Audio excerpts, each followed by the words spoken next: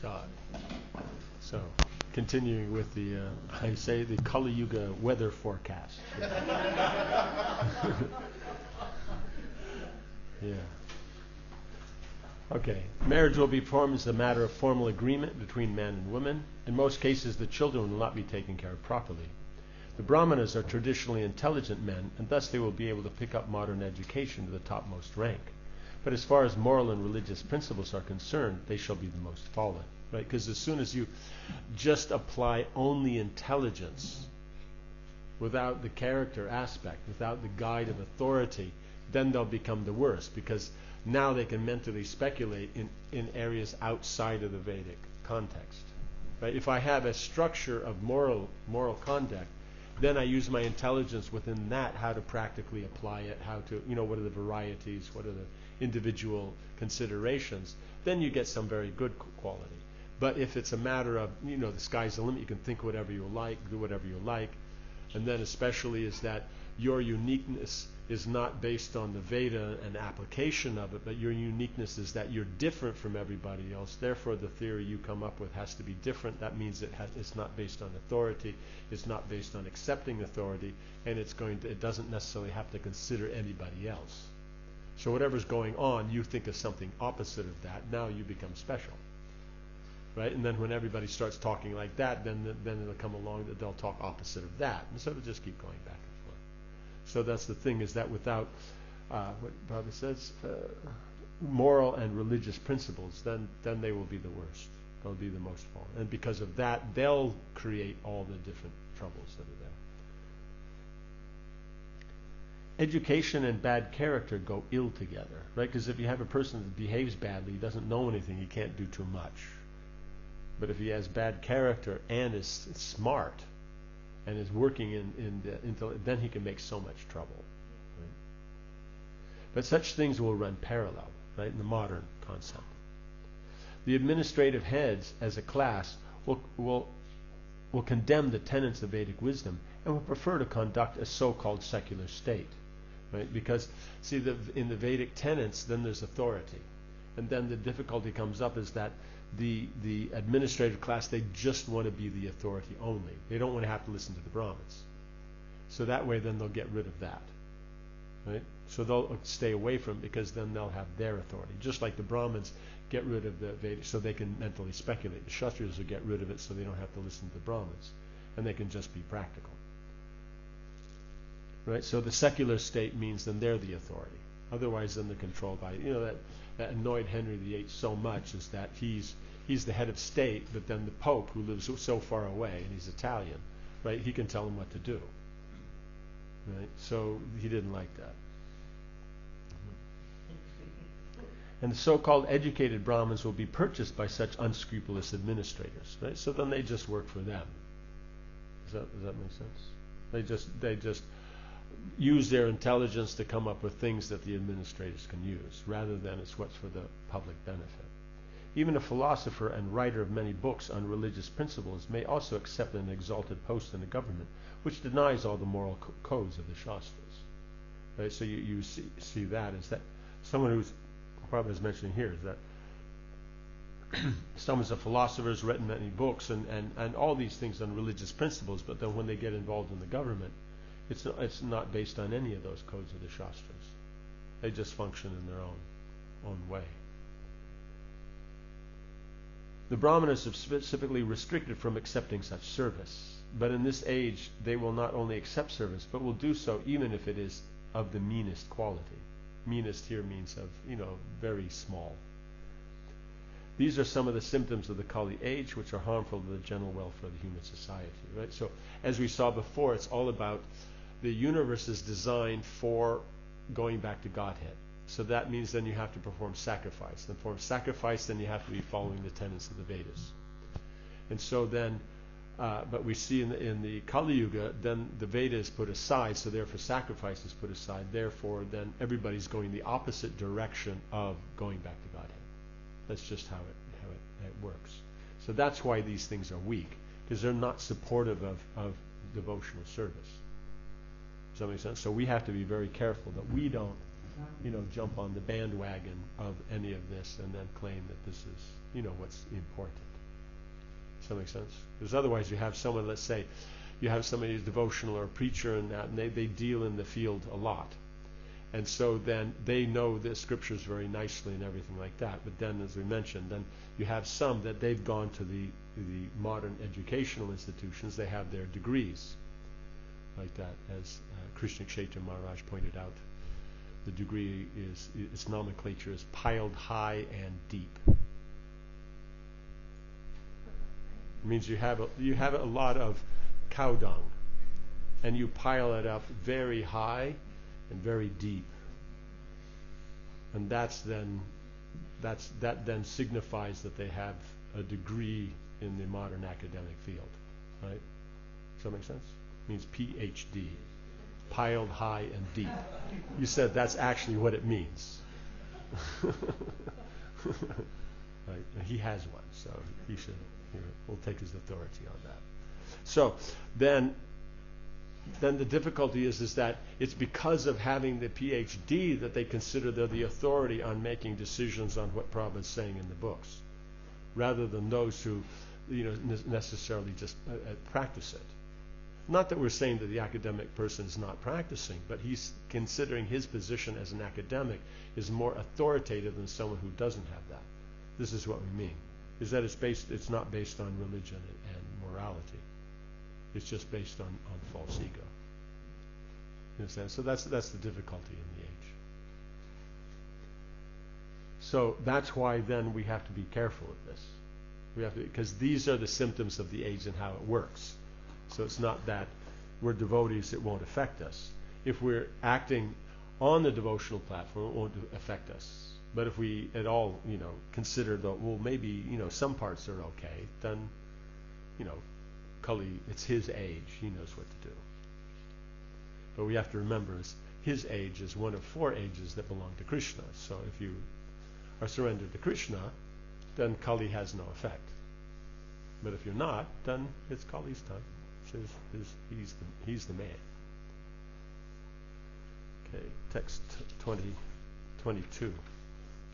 The so-called administrators are now bewildered by the influence of this age of Kali, unless they have put all state affairs into disorder. Are you now lamenting this disorder? Right? So in other words, he's going through the options of what may be the problems that why Bhumi is lamenting. So he's going through all these different things, because she's the earth, she takes care of all the living entities. But if the administrators don't take care of the people, even though she's providing things, then it's not coming out nicely. So he's asking, are you lamenting due to this? Now the general populace does not follow the rules and regulations for eating, sleeping, drinking, mating, etc., and they are inclined to perform such anywhere and everywhere. Are you unhappy because of this?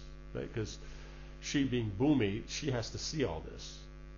It's just like when it mentions the when you perform, how is the karma documented? Right? You've done something. How is it known that that's what you've done? So Bhumi is one of the witnesses. So Bhumi is the witness, air is the witness, sun, moon is the witness. So you're not getting away from any of them. Right? Does that make sense? Yeah. So then, she has to put up with all this. So he's asking, are you disturbed because of that? Purport. There are some necessities of life on par with those of the lower animals, and they are eating, sleeping, fearing, and mating. These bodily demands are for both the human beings and the animals. But the human being has to fulfill such desires not like the animals. Right? The same desires, but they don't fulfill them like the animals. But they should fulfill them like a human being. Right? Does that make sense? So everything, just like these 4 are there, so dogs will accomplish that in the dog way, cats in a cat way, the birds in the bird way. So humans have to do these, follow these 4 in a human way. A dog can mate with a bitch before the public eyes without hesitation.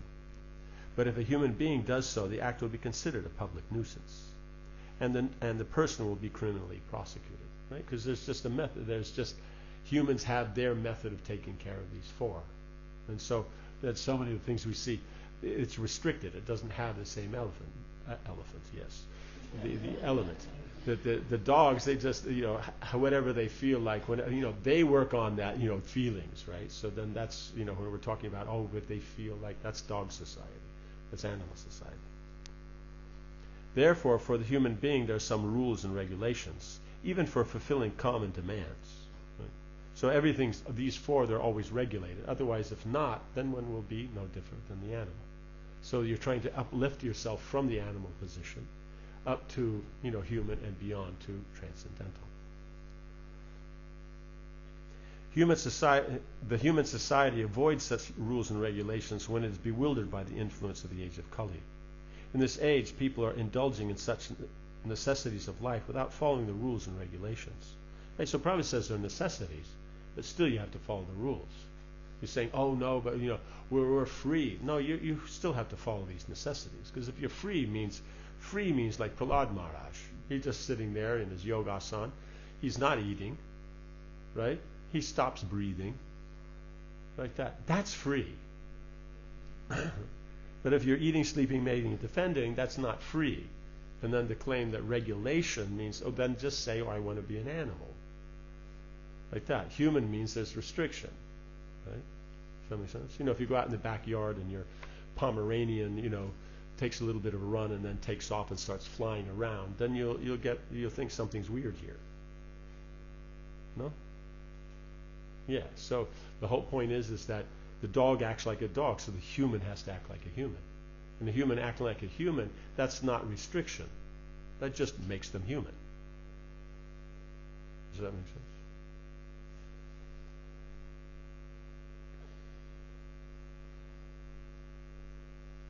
And this deterioration of social and moral rules is certainly lamentable because of the harmful effects of such beastly behavior. Because someone's not behaving properly, it'll have an effect on others. It's not that it just affects you, it affects all others. In this age, the fathers and the guardians are not happy with the behavior of their wards. They should know that so many innocent children are victims of bad association awarded by the influence of this age of Kali.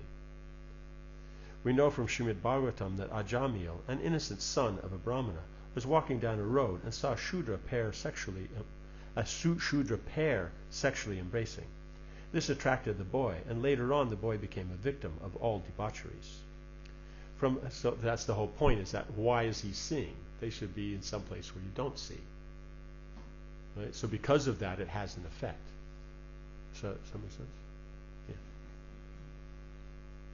From a pure Brahmin, he fell down to the position of a wretched urchin, and it was all due to bad association. There was but one victim like Ajamil in those days, but in this age of Kali, the poor innocent students are daily victims of cinema, which attract men only for sex indulgence. So it's like before there was only one person like Ajamil in that age, but it sets an example for every time. But at the same time, it says all the students, they're all how you say, subject to this. Yes. How does one's behavior affect others, or does it affect? Because others see. Like here, as we're talking, someone was telling me, a few years ago about how when they were going to college, the high school is one thing, but when they switched to college, one of the main things is when you're walking down, because the college, you try to set it up nicely with places to sit and that, because it's a nice environment, and so in that nice environment, then you're going to get out your books, you're going to study, you're going to write, you're going to do all that nice educational stuff, right, with all those benches and little arches and, nooks and crannies and niches and all those kind of things that they set up in a university, right, especially the old ones. But this person was saying when they go down in any one of those little places on the bench and this out of the way, there's somebody there. They're kissing and that kind of jazz, right? And so then it's a problem. So just like Ajamil, he became distracted. Why this won't be distracted? Someone's come there to study, and then they find out actually you just have to party. Otherwise, everyone thinks you're a nerd, right? Unless you're going to MIT, and then it's okay. Right? And then you're supposed to be a nerd. If you're not. Does that make sense? Yeah, so that's the point. It just distracts. So any of these things, people are eating non-vegetarian stuff, and people see, then they wonder, what is this? What's going on? So any of these, So it's just all these. You know, they're sleeping in the morning when they should be up. You know what I'm saying? So it just affects the human society, because human society has that regulation. Does that make sense? You know, you sleep at night, then, you know, sex is at night, it's private. You know, you sleep in private, like that. You know, you get up in the Brahma Muhurta, you perform your regulation, like that. You have your, you know, morning, then you have your day, the work, then the evening. You have again with the family and sadhana, things like that. You know, what you eat is offered to the Lord, so it has to be something that's offerable. You know, the standards of cleanliness, all these things are there. But if people see stuff that's not, it seems more practical than what you're doing. Because to be human, it's like to be human, then, you know, you need to go to the bathroom, you have to find the bathroom. The dog doesn't. It's just wherever it is, it just, you know, goes for it. So that's the thing. So it looks more practical. So in other words, animal life seems more practical than human life. Does that make sense? You know, like that. The so-called administrators are all untrained in the affairs of a Kshatriya. The Kshatriyas are meant for administration, as the Brahmanas are meant for knowledge and guidance. The word Kshatrabandhu refers to the so-called administrators, or persons promoted to the post of the administrator without proper training by culture and tradition.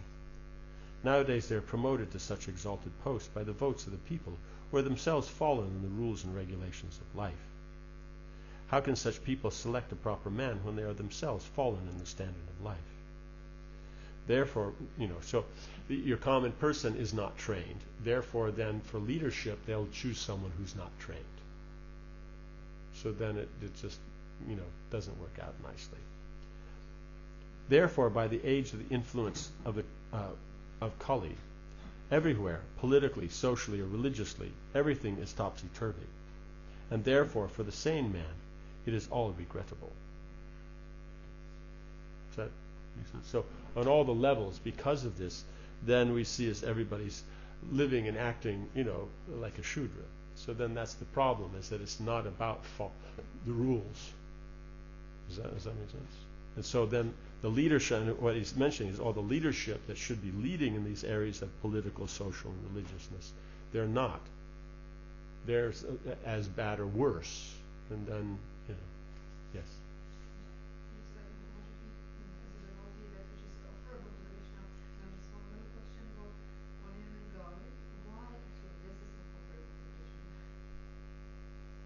Well, you could, I mean, look at it from a few angles. You could start off as the smell might be an indication, right? That might give you a first hint. Secondly is, I forget what it was. I remember one gentleman discussing it in South India. He went there and he was quoting from one shastra that the first onion and garlic were found growing from the side of a dead cow. Right? So that's where they started. So then they're considered non-veg. That's just why they're not. And so that's from that angle. You know, one, they smell bad. Two is they have that angle that they're not considered. It's like the red lentils. They're also considered not in the vegetarian kind of thing. It means that by eating them, it's not that you've eaten meat. It's just that it's not in the mode of goodness. So they're, you know, passion, ignorance. So it's like they're used. You see a lot, the onions and garlic will be used for medicine for the animals. In the Ayurveda, in the section on the cows and animals and all that, it's used a lot for them. Gets rid of worms, like that. So there's many medicines that are made for cows and that with onions. But for humans, it's generally not used. Does that make sense? And I saw, when I was in Sydney in a Chinese restaurant, they had put a whole, what do you call it? A poster up, and going through the 5 types of onions. It means you have your onion, you have garlic, you have leeks, you have spring onions, and you have, I think, shallots or something like that. They're all just the same thing, just different sizes. You know, the onion is the biggest. Then you have these other ones that are smaller and more greens. But there's big ones like that, then medium ones, and then small ones, and then you have garlic. And so according to the Chinese medicine, it was showing how each one of them destroys some aspect of your intelligence, or your all these different things like that. And so, needless to say, as they, following the tradition, they didn't use them. Right? So there's just, from many angles you see it's not, because they're, they'll bring out passion and ignorance and everything like that. They're not, they're not recommended like that. You like the flavor, go for hing, that's quite standard, or you can also try neem leaves like that. They also in the background have that kind of flavor, but it's bitter, it's good for health, but less stinky. Is that okay? Yeah. Yes, that's not something that we are comfortable with.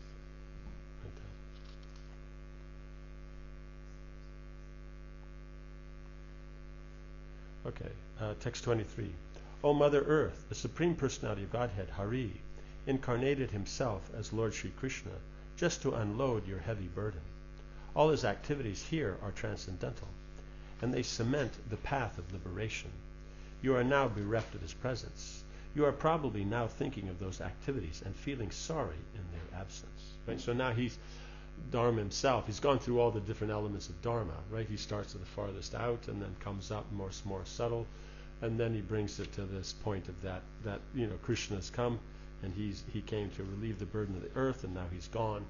So then that must be the reason. Right? So that's why this story will be in Bhagavatam, because it takes it all the way up to Krishna. That's the point, is that all the stories in Bhagavatam, they always bring in the Krishna conscious element. The same stories you might find in other Puranas, but they'll only bring up to the mode of goodness platform, or passion or ignorance like that. They won't bring it all the way to pure goodness. So that's the specialness of Bhagavatam. Purport. The activities of the Lord include liberation, but they are more relishable than the pleasure derived from nirvana, or liberation. According to Srila Jiva Goswami and Vishwanath Chakravarti Thakur, the word used here is nirvana vilambitani, that which minimizes the value of liberation. To attain nirvana, liberation, one has to undergo a severe type of tapasya, austerity. But the Lord is so merciful that he incarnates to diminish the burden of the earth. Simply by remembering such activities, one can defy the pleasure derived from nirvana and reach the transcendental abode of the Lord to associate with him, eternally engaged in blissful loving service. Right? So we've heard about just the sinful activities, we've heard about the pious activities, all the relationships that are there, the different considerations. Then we're bringing it to liberation, and then to the Lord's pastimes. So we see here is, even though Dharma is discussing Dharma, he'll bring it all the way up to this point. Right? So that's an essential. So because liberation, so we've heard about how sinful is not good. We've also discussed how the pious is not our focus. We engage it, right? We're not going to use the sinful, we're going to use the pious. So then the difficulty comes up is that there's also the thing of that, the difficulty, distraction due to the pleasure and pain of this world we want to get rid of, so that's nirvana. So that happiness also has to be left behind. Right? One can defy the pleasure derived from nirvana and reach the transcendental abode of the Lord to associate with him, eternally engaged in his blissful loving service. So that point is that it's bliss. Right? Material world you have happiness and distress. Spiritual world you have bliss. Right? Does that make sense? So one's going beyond. One has to not be looking for the pleasure of not being disturbed. One has to look for the aspect of being absorbed in Krishna's service. So,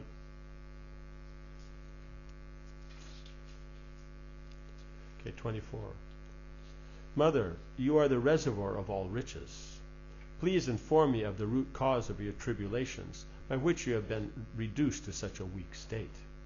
I think that the powerful influence of time, which conquers the most powerful, might have forcibly taken away all your fortune, which was adored even by the demigods. Purport. By the grace of the Lord, each and every planet is created fully equipped. So not only is this earth fully equipped with all the riches for the maintenance of its inhabitants, but also when the Lord descends on the earth, the whole earth becomes so enriched that all kinds of opulences, that even the denizens of heaven worship it with all affection, right? Because demigods, they appreciate the heavenly planets because of the facilities. Does that make sense?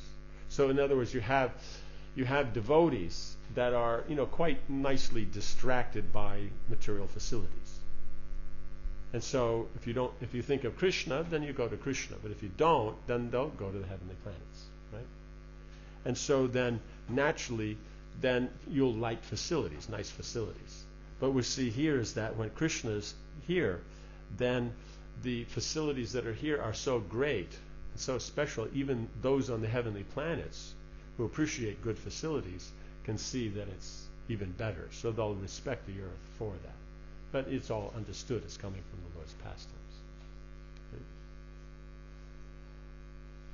By the will of the Lord, the whole earth can at once be changed.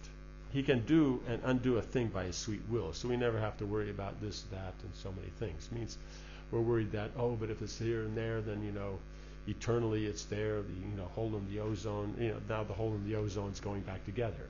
It's just, it does what it likes. The ocean's, the ocean and the water is going up, and then it'll go down, and getting more and more hot, and then it'll go cold again. So it's just as Krishna likes it happens. So we shouldn't get distracted by that. Therefore, no one should consider himself to be self-sufficient or independent of the Lord. Right? So it's all based on the Lord. So that's the whole idea, is that self-sufficiency means one's dependent upon the Lord. And so then the Lord gives a lifestyle for humans, and then we live that and can maintain that self-sufficiency. Does that make sense? But the idea that self-sufficiency on its own is important, no, that's not. Because the point is, by the Lord's will, these things are there, and by the Lord's will, they'll be gone. So we depend upon the Lord, and following his lifestyle, that's why we do these things. Because in other words, just think of it. Before the chemicals came up, after World War I, as fertilizer, the urea, then everything on the whole planet was all organic. There wasn't anything else. So we see is that even in recent history, you take out, less than 100 years now. You take out 90 years or something, and then it was all organic for the last, even in the Western culture, the last 3,000 years. Right? So, who decided that non-organic was better? Right? Modern man. And now, when they find out they're going to kill themselves that way, then they go back and decide organic's good. And they complain about non-organic, but they're the ones that created it and supported it. And does that make sense? And the same companies that are selling organic here, where there's an awareness of that, they're still selling the inorganic in countries where they don't care. Guaranteed. So the point is it's not, they only care about what they think. We're thinking, it has to be organic, but Krishna is the one that made everything organic. You know what I'm saying? So that's the thing. When we're following these principles, because of the modern trend, it's still non-theistic. It still won't give you devotional benefit. But we're doing this because that's how Krishna prefers it, then of course we do it like that. Right? We're not fanatic about it, but if we have the opportunity, you do things nicely. Does that make sense? So it's just a matter of what's the reason for doing these things. So we see here is that it's always being connected to the Lord. So that's, again, these pieties, these religious elements, we can't see them separate from the Lord, or if we do, we'll get distracted. Right? Does that make sense? And if we get distracted, then we'll be on the heavenly planets, and then when the Lord comes and performs his pastimes, then we'll go, ooh, right? Like that. So we want to avoid that. Right, here, get back here. Just, yes. Question about like, sometimes people ask me like, okay, so this golden age is coming, or it's here.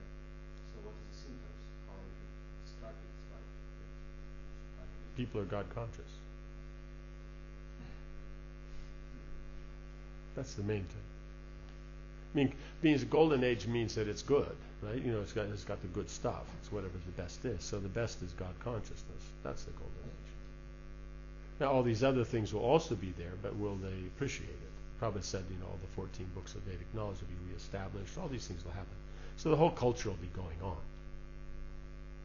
And so, but that's not the main thing, because it's like Prabhupada points out, is that many want Ram Rajya, but without Ram.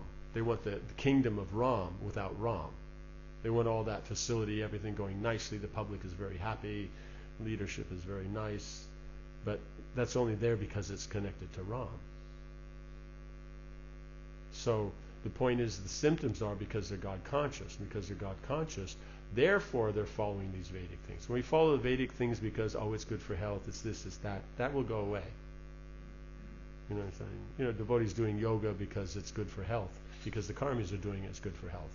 The karmis, guaranteed, if the karmis were doing no yoga at all, nothing, and even if they spoke that yoga is kind of stupid, you'd probably find a huge reduction in the amount of devotees doing yoga for health. You know what I'm saying? So it has to be that it's a tradition. You know, you want to do those things, you're inside your house, then you do that. Otherwise, you do your activities and all these things like that. But otherwise, you know, there are Vedic exercises you want to do. You know, the Hanuman push-up. You know, a good wrestler, you know, will do, you know, 1,000 of those at a shot, or 1,500 of them a shot. You know, we think we're doing pretty good if we can do, you know, 5 or 10. But these wrestlers, these big, huge guys, you know, you see in India, I don't know, they're so much more. They do, like Bhima and that, they do 1,500 squats and 1,500 push-ups. So generally they do them a few times. In a day they'll do 5,000. That's just their normal, you know, regime. So doing these things, yeah, and then there's a term for that. Someone's a mustan, means they're big, right? You know, they're big. They can, you know. So these guys, they're much stronger than any of these Western guys that just do weights, because they don't do as much, because they do, you know, some short things like this. But these it's layered. You know what I'm saying? It's just like you have a piece of wood, you can break it, but if it's laminated, you can't break it. You know what I'm saying? So it's just, the tradition is there, but do you know anybody doing Hanuman push-ups? You know, doing the squats? It's a certain kind of squat that they do? No. But those are standard. They would just do those two. They wouldn't do anything else. Because one does the upper part of the body and the squats does the lower part of the body. You know, Bhima, that's all he did. And he was quite strong. He was okay. But, you know, we're not doing.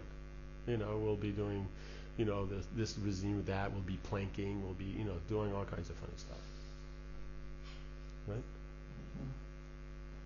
Does that make sense? Yeah, so that's the whole point, is that we're doing it not because it's connected to the Veda, but because in the modern context it's considered cool.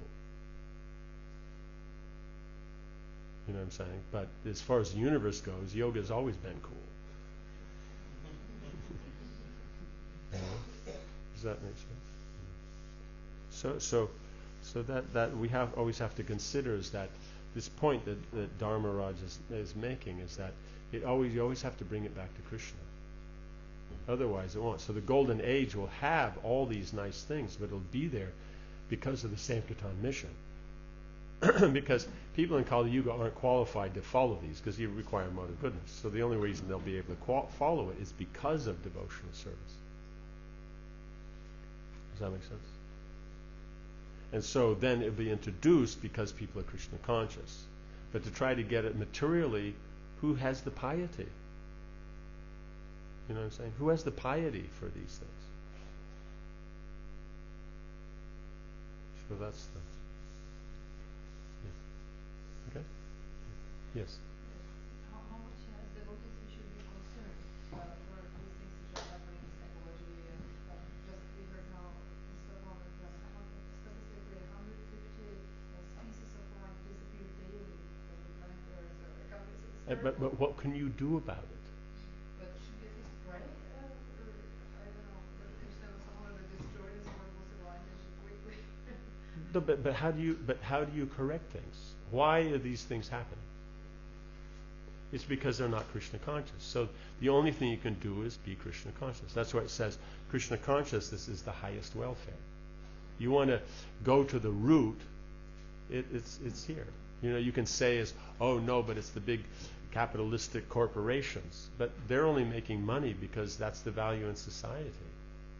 The common person wants money.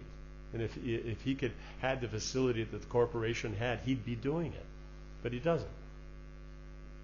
You know what I'm saying? So they say it's the government, it's the corporations, it's just a lack of God consciousness, that's all. So the only way to correct it is to be God conscious. Because the point is that the 8,400,000 species, those are all Krishnas.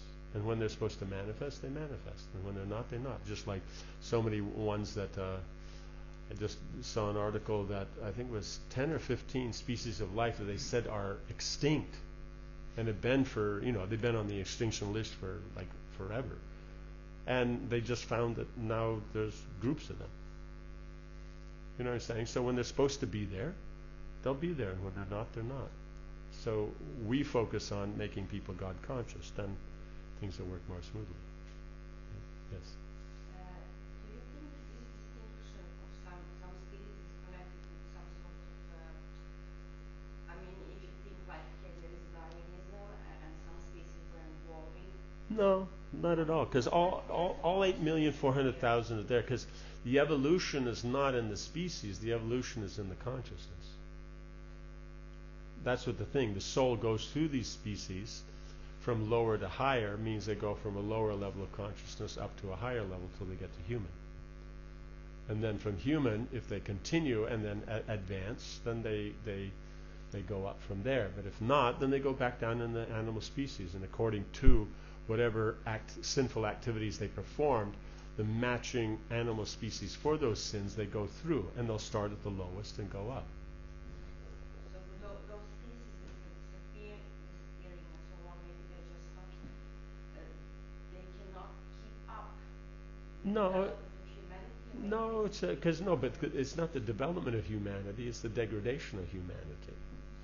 It's just like you have, let's say like the Amazon forest, and so it's there and so many things live there, but when you go in and clear the forest because you want to have cows graze there so you can send them to the slaughterhouse to maintain the meat industry, then how is that keeping up with humans?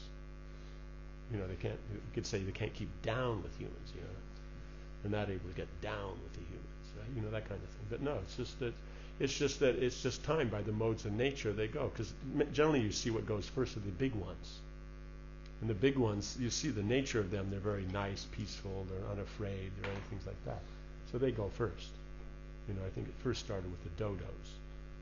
They were the first to go. Dodos? Yes. Yeah. Big birds. They were huge birds. Yes. Because they were so big and they had no predators. They didn't know there were such things. So when they saw men, they just thought, oh, cool, what's this? And so because they were so nice and friendly and trusting, that's how they got killed. You know what I'm saying? So you'll see is that the higher they'll go, and then you'll be left with the more smaller, nasty ones. It's like you have the big dog, and they're very peaceful. And you have that little chihuahua, he'll chew your leg off. Like that. That they're really, the pit bull is more pleasant. Of course, no one's carrying around a pit bull in their purse or that, and so that could definitely make you, a bit neurotic. So, no, you ever seen some of the pit bull in their purse? No. Yes.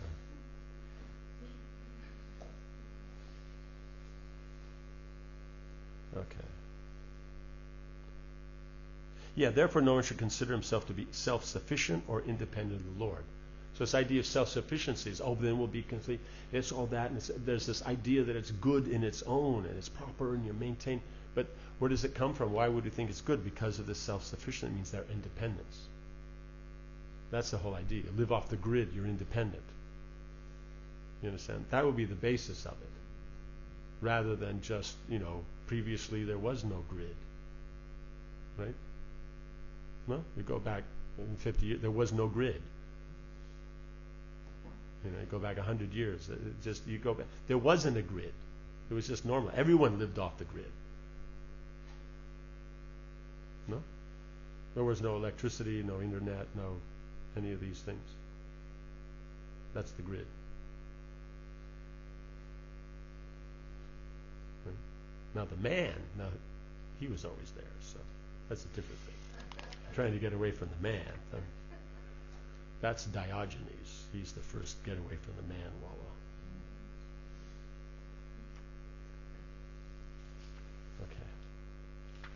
Okay, text 25. The earthly deity in the form of a cow thus replied to the personality of religious principles in the form of a bull. O Dharma, whatever you have inquired from me shall be known to you. I shall try to reply to all those questions. Once you too were maintained by your four legs, and you increased happiness all over the universe by the mercy of the Lord. So everyone by following the religious principles is becoming happy, but that's happening because of the mercy of the Lord. So by the Lord's grace, religious principles are there, right? Krishna mentions in Gita, he gave the sacrifice, and by that, all men could be happy. So by Krishna gives religion, by following it, then it will take care of your needs. You'll maintain yourself, right? So maintenance doesn't come by self-sufficient. Maintenance comes by dharma, performing your duty. Does that make sense? So whatever your duty is, that's there. So if you're a teacher, you teach. That's your duty. That's then how you'll maintain yourself. You're a farmer, then you do that. Right? But to say is unless you're growing carrots, then you're not self-sufficient, you're not doing your duty. That has nothing to do with it. We've created that. Right? You perform your duties, then from that comes maintenance. And duties are given by the Lord. And the results of that, the ability to perform your duties is given by the Lord, and the results of, and by using those in the Lord's service, that's also by His grace. Like that. Is everybody good? Do we need to open a window or something? Or notice everyone somehow is looking very tired. No? Okay. In other words, it's above 20 degrees. So the northerners are feeling uncomfortable.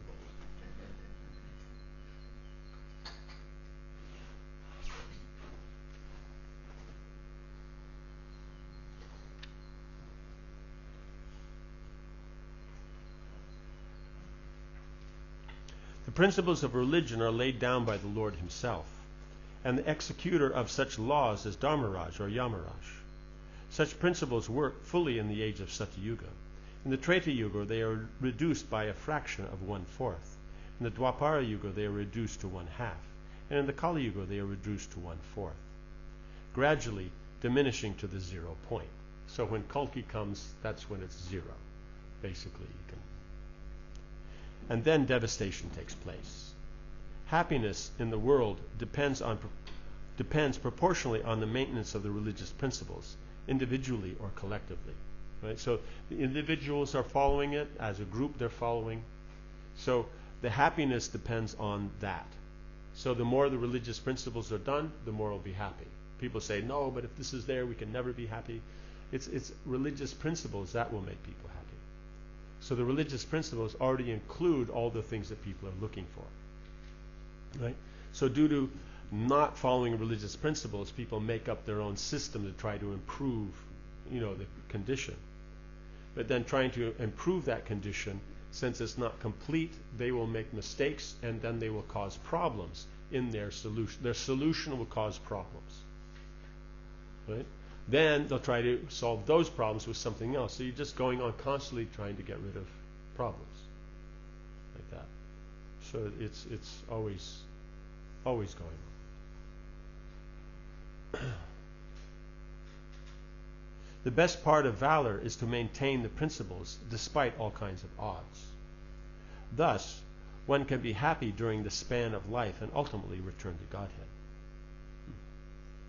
Right, so the best part of valor. So the principles that are there, following the religious principles, then to follow those despite the obstacles, that's valor, the best part of valor. Otherwise, this idea is that, it's difficult, no one can do it, therefore we just be practical and drop it.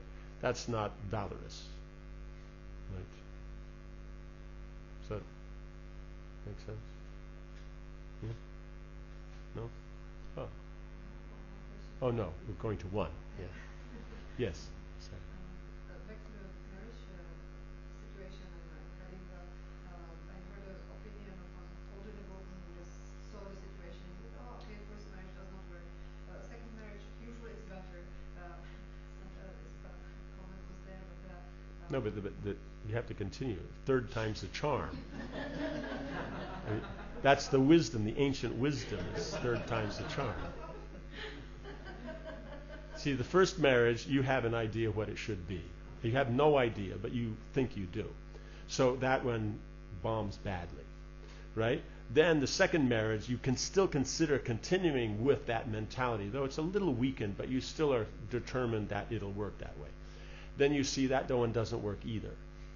Then you figure out that one, you're getting too old and your whole ideas didn't work. So now you become submissive and actually deal with the partner properly. And now the third one works. Right? It's called the school of hard knocks.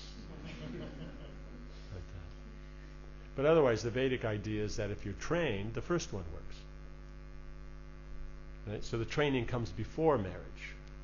That's the idea. So it's not that somebody's thinking they're going to get married, so then some few weeks or months before they get married, you have a little, whatever it is, 2-day, 5-day, or 10-day kind of seminar, and then that will make it all work. You have to be being trained since you're small. Then it works. Does that make sense? Yeah. why the lady is considered to be enemy of one's children if she divorces? No, it's not if she divorces. She doesn't make her the enemy. It's when she remarries. Divorcing is not. I mean, see, in the Vedic system that you would have separation is mentioned. It just means that somehow or another it doesn't work. So then the girl generally goes back and lives with her father, right? Because then he'll take care and everything, and the kids are there and they're with the grandparents, and so for the kids it'll be comfortable, like that. It's when she remarries, because then the whole point is that this new person is important to the mom, but not to them. Right? In other words, the person's marrying their mom because of the mom. They're not marrying because of them. So they don't have that relationship with them, that depth and all that. And that's so because of that, then that's where it is. So the mom cares more about herself than them. So it's always that the mom puts that as about them. Because it's in the background that the mother and father are married, that they're together, that's automatic. But now when she goes through this whole thing and gets married, then it brings to the forefront that it's her scene, not their scene. Because who she marries, it's about her, not them.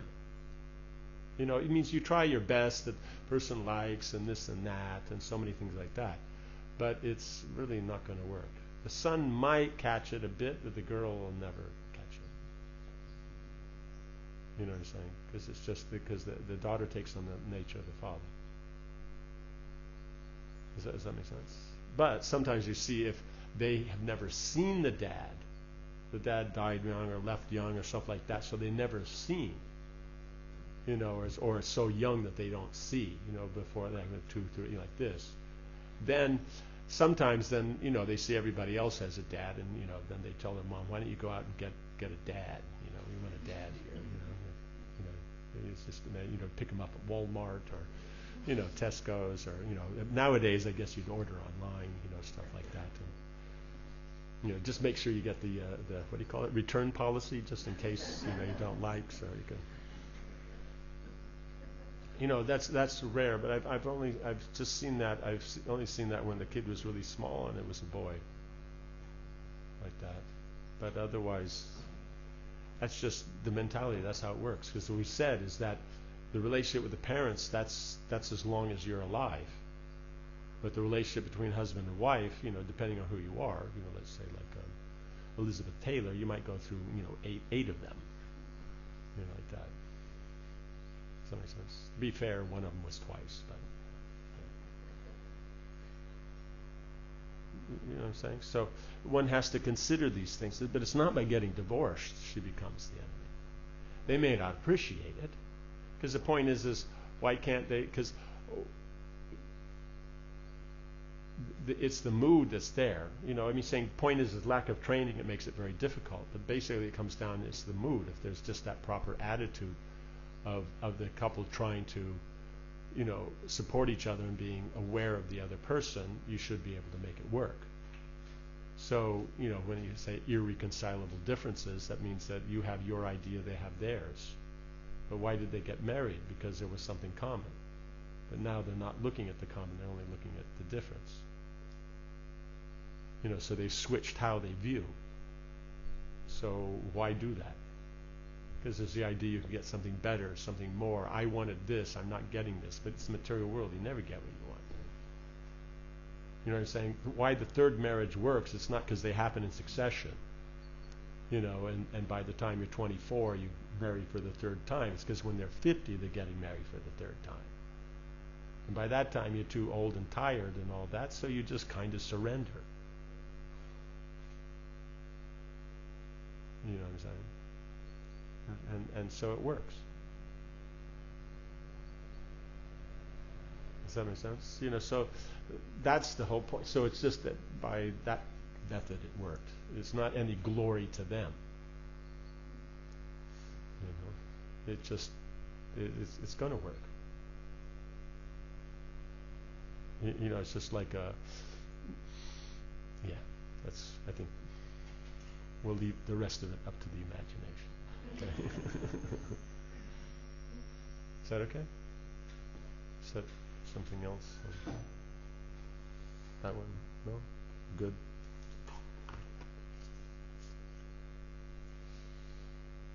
Okay, this one can be happy during the span of life and ultimately return back to Godhead, right? So the idea is to go back to Godhead. And in doing that, then one, you know, creates a situation that you can be, you know, is happy. That means you perform religious duties, then the facilities are there, you're basically happy. That makes sense? So basically happy. Ecstatic, that's not going to happen. That in the spiritual world, they have that. It's called bhava, right? But here, you know, happy, you know, it's like, you know, oh, how are you today? Yeah, okay. That's as good as it's going to get. Be aware of that.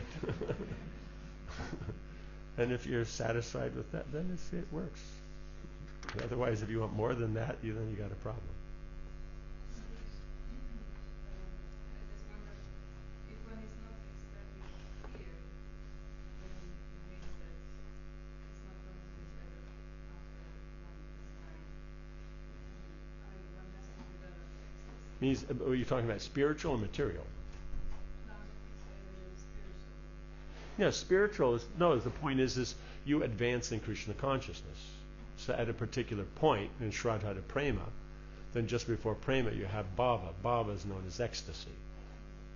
Below that, then you'll be tasting, you know, something of bliss, but it's not continuous. Why Bhava is called Bhava is that ecstasy is continuous. But below that point, you taste it. You know, even from just the very beginning stage, the kirtan, something you've tasted, but it's not consistent because you'll get distracted by other things. So it's just a matter of moving forward. That's all. So the point is if at the time of leaving the body you remember Krishna, you'll go to Krishna. And if you don't, then depending on if you're very nicely situated in devotion, if you're steady in devotional service, then generally you'll take birth in the family of devotees. If you're not so stable, then you'll go to the heavenly planets. That's generally. And if you remember Krishna, no matter how advanced you are, it doesn't matter, you'll go to Krishna. And then you'll progress from there. That is, progression is very easy because you're not conditioned. For us, the progress is slow because of conditioning. But if you take birth in the spiritual platform, there is no conditioning. So then you move forward very fast. Does that make sense? So in any case, it's going to be good. Like that. But, you know, remembering Krishna is better.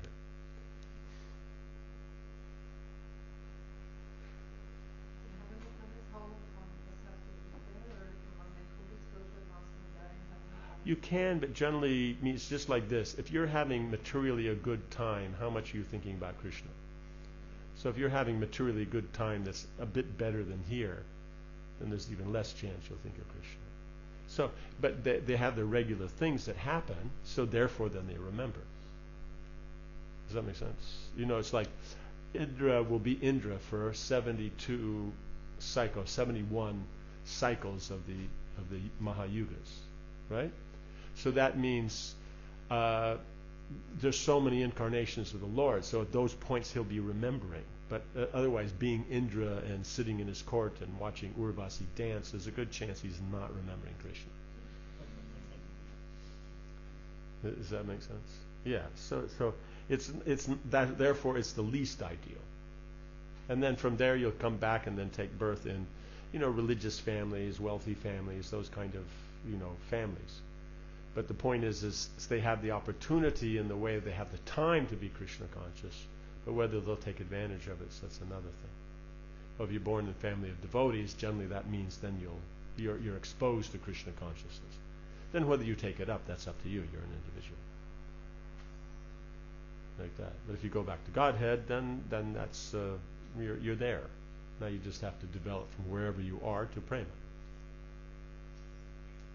Does that make sense? Yeah. So no problem. Yeah. What is the most essential kind of focus in order to reach the desired goal, going back to God? I'd be dependent on Krishna. Make Krishna the center. That's what we're saying all along, is all these things that you always see it connected to Krishna. Then Krishna is the important element. But otherwise, if we think other things are important, then at the time of death we'll think of those. If we had just been able to, finish that rerouting the, that stream that's coming down from the mountain, because we were having discussions with the neighbor because he had one and we didn't, and then we finally got it through and he agreed, but we didn't quite dig it yet. Then the water comes through, then we can run the wheel thing, so that will then do this and it'll do that, and then we can be self-sufficient and all that. Then you won't go back to Godhead like that. You'll take birth someplace that has the wheel mill. Good chance you'll be in the family of that, and it's their business to take care of it, right? So you'll be grinding wheat all day, and you're thinking, what am I doing here?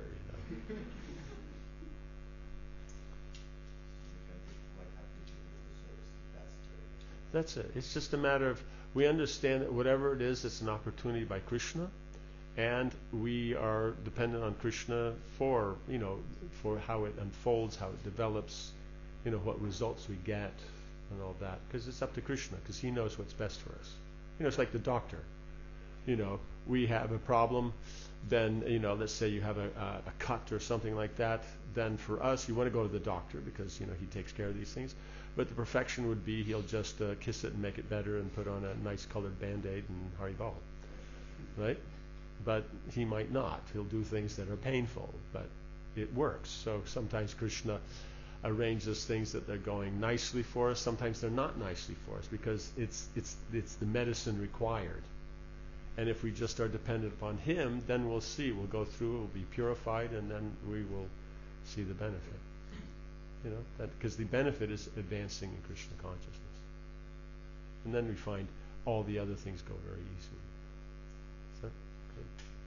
Okay. So, end here.